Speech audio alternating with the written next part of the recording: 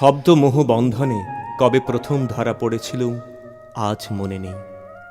কোনো এক নদীর তীরে দাঁড়িয়ে জলস্রোতের পাশে অকস্মাৎ দেখা যেন ঠিক আর এক স্রোত।